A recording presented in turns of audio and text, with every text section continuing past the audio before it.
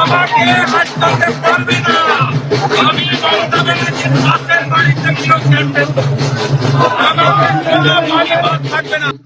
এই বাপ 25,000 ভোটে কোনো কথা বলবো না। মমতা ব্যানার্জি মমতা ব্যানার্জিকে এখানে হারাবো। 33-34 বছরের অভিজ্ঞতা। আমি জনগণের সঙ্গে থাকি, মানুষ পরিবর্তন করবে। নরেন্দ্র মোদীজির আশীর্বাদ জন্য বিজেপি প্রার্থী আমি।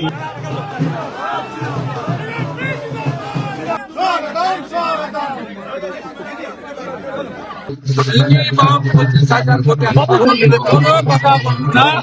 মমতা ব্যানার্জি মুখ্যমন্ত্রী হওয়ার পরে কাজ করেছেন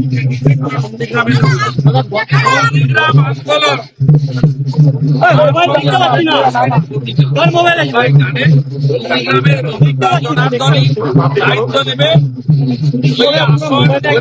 মার্কিন বাড়িয়ে এই আসনে মুখ্যমন্ত্রীকে আমি দ্বিতীয়বার হারাবো।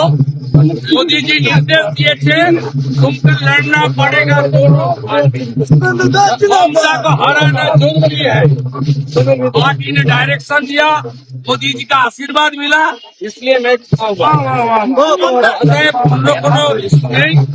আমি জিতবো। তারপরে প্রধানমন্ত্রী যে আমাকে বলে দেবে তুমি কি করবে। আগে মমতা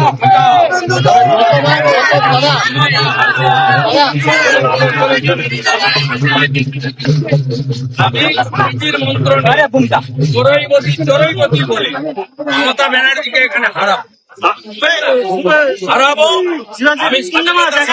পরিবারের সদস্য, আমার দীর্ঘ রাজনৈতিক 33-34 বছরের অভিজ্ঞতা। আমি জনগণের সঙ্গে থাকি, মানুষ পরিবর্তন করবে।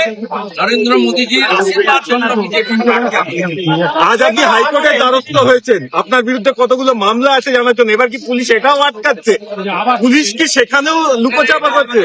নমিনেশনের সঙ্গে দিতে হবে কতটা মনে করে রেখে সাহেবকে চিঠি দিয়েছি।